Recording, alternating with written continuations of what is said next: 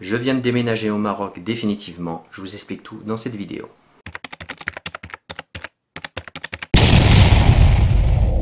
Bonjour à tous, j'espère que vous allez bien. Donc aujourd'hui, on va parler du fameux sujet du déménagement. Je vous en avais parlé dans différents shorts sur la chaîne YouTube. Mais aujourd'hui, ça y est, c'est effectif. Depuis le 17 octobre 2024, j'ai déménagé définitivement.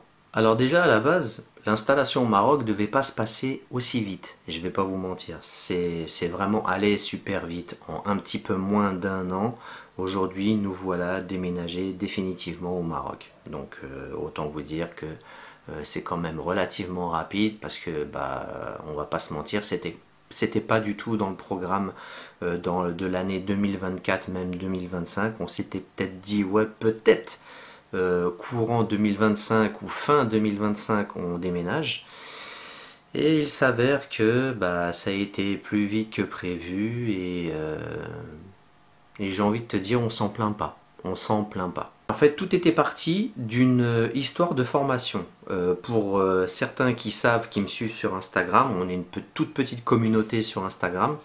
Et en fait moi ma femme est maquilleuse et elle voulait commencer à tâter le marché du Maroc, et on s'est dit bon tiens, on va acheter un véhicule au Maroc, comme ça au moins on aura un véhicule pour se déplacer, et même si on prend l'avion, ou même si elle prend l'avion pour des prestats au Maroc, au moins on aura un véhicule pour pouvoir se déplacer, à la place de prendre des locations à tout bout de champ. À la fin ça va faire un budget phénoménal quoi.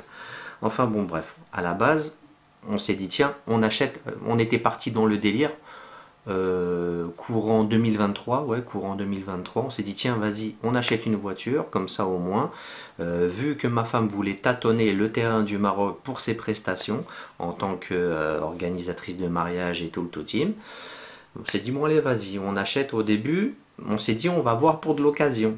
Et puis quand j'ai vu le marché de l'occasion, le marché de l'occasion c'est encore pire qu'en France. Et j'ai préféré partir sur du neuf pour éviter d'être embêté vis-à-vis des entretiens et de la longévité du véhicule. Et pas être obligé de, par exemple, acheter une bagnole à 10 000, ou enfin 100 000 dirhams. Une bagnole à 100 000 dirhams, ça fait 10 000 euros.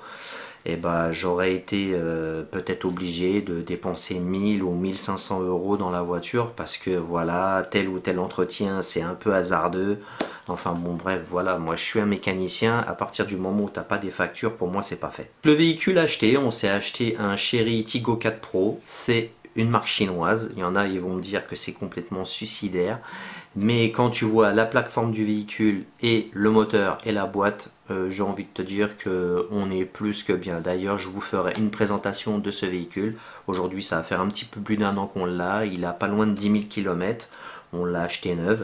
Donc, je vous ferai une présentation et un retour de la marque Chery. Et je suis agréablement surpris, pour l'instant en tout cas. À partir du mois de septembre 2023, ma femme me dit écoute, j'en ai un petit peu marre à chaque fois de me prendre des coups de bâton. Je dis ouais, mais à quel niveau? Je dis écoute, moi étant make-up artiste, à chaque fois je refourgue des prestations coiffure à des collègues, et puis si la collègue elle assure pas, et c'est elle qui se prend la cartouche parce qu'elle s'est engagée avec la coiffeuse. Enfin bon bref. Donc via tout ça, vu qu'elle avait passé son diplôme d'esthétique au Maroc, on s'est dit bon écoute, on va au mois de décembre, on doit partir au Maroc. Essayons de voir pour trouver une formation accélérée. Décembre arrive, on part, on va là-bas, on trouve les formations accélérées qui ne correspondent absolument pas du tout à ce qu'on recherche. Via tout ça, on part à son ancienne école d'esthétique, là où elle avait passé son diplôme d'esthétique marocain, pour un diplôme de coiffure. Et puis on se retrouve avec une formation longue de 10 mois. Ma femme me disant écoute, je peux pas rester toute seule au Maroc avec ma mère, j'ai fait péter une durite, tu me laisses un des enfants. Donc je lui laisse le plus petit et moi je repars avec le plus grand. Et donc mon premier des petits garçons est déscolarisé en France, et il est scolarisé je le scolarise dans une petite école privée à côté de chez nous, et je l'enregistre bien sûr à l'académie marocaine. Le Ramadan arrive, je pars pour le Ramadan, et ma femme me dit textuellement, moi ça va faire plus de 10 ans que je dis à ma femme, on s'installe au Maroc, mais vu tous les investissements qu'on avait fait en France, c'était pas possible pour elle, c'était vraiment pas possible. Moi personnellement, ça fait plus de 10 ans que je lui disais on retourne au Maghreb, on sera mieux là-bas pour ta mère, etc., etc., etc. Enfin bon, bref.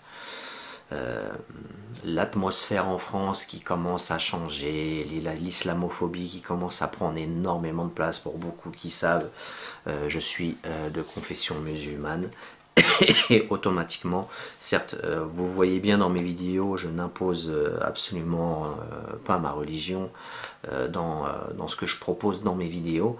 Mais quand on voit tous les faits divers, quand on voit tout ce qu'on voit sur les réseaux sociaux, quand on voit ce qui est en train de se passer dans les écoles, ce qu'on propose à nos enfants, l'éducation sexuelle, les spectacles de monstres plantes chelous, des hommes avec des nibs, avec des talons grands comme ça, enfin bon bref.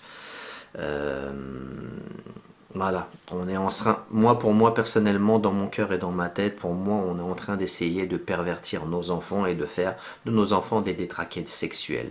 Donc une fois que ma femme m'a dit on s'installe au Maroc, je me suis mis tête dans la bulle et let's go, on y va. Donc je commence à faire les cartons, je commence à démonter les meubles. Au mois de janvier bien sûr, je retourne, une fois que le ramadan est passé, je repars en France avec mon grand garçon. Via tout ça, j'essaye de m'arranger avec mon employeur actuel en France, que aïe c'est bon, on a réussi à s'arranger d'ailleurs, ça a été très très compliqué. Pour tous ceux qui savent, c'est une très grande compagnie de transport de personnes en Île-de-France qui commence par R et qui finit par P. Enfin bon bref, je leur passe pas du tout le salam, et surtout aux gens qui y travaillent et que j'ai côtoyé, surtout sur le premier site où j'étais. On va dire que non, on va rien dire, laissons tomber. Donc une fois que mon employeur daigne me laisser tranquille, me donner mes indemnités et la Hancon, je finalise bien sûr le déménagement. Je commence à rentrer en contact avec mon transporteur marocain, avec qui je travaille déjà depuis quelques années via une société qu'on a créée au Maroc d'import-export de vêtements. Et je lui dis écoute, déménagement à l'international.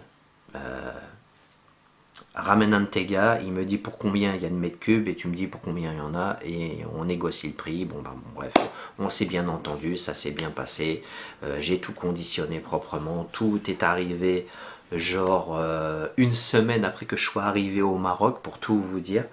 Donc c'était vraiment timing de chez timing. D'ailleurs Mustapha Kembrik Bzef, franchement t'es un vrai frère, il n'y a vraiment rien à dire. Pour tous ceux qui croient que le Maghreb c'est le western, c'est juste que tu côtoies pas les bonnes personnes, c'est tout. Bien sûr, entre deux, je refais partir mon plus grand des garçons parce qu'il avait fini son année scolaire. Je le fais partir début d'été au Maroc, rejoindre sa maman. Moi, je finalise tout ce que j'ai à finaliser en France. Je signe tous mes papiers avec mon ancien employeur. Je rentre en contact avec mon transporteur. Il prend tous les bagages. Je reste une semaine et demie de plus pour finaliser quelques papiers en France avant de partir, et je prends l'avion le 17 octobre. Et puis bien sûr, depuis le 17 octobre, je vais pas vous mentir, on n'a pas chômé. Donc on avait déjà aménagé il y a quelques années dans une maison qui était un petit peu vétuste et j'avais pas eu le temps de faire trop de travaux. Il y a à peu près un an, j'avais déjà rénové une pièce, donc là il a fallu entamer. Non, je peux y aller. Hein. Tu vas y aller? Et donc, comme je disais avant que ma belle-mère ouvre la porte, et ça a été pas de tout repos. Donc déjà, il a fallu faire rentrer, parce que déjà la maison est déjà meublée. On l'avait déjà meublée entre guillemets, avec des salons marocains un petit peu partout, les matelas qui vont bien, enfin bon bref. Et là maintenant on va partir sur un truc un petit peu plus européen, avec canapé, salle à manger, enfin bon bref, tout team. Donc il faut faire rentrer concrètement 2 maisons en une.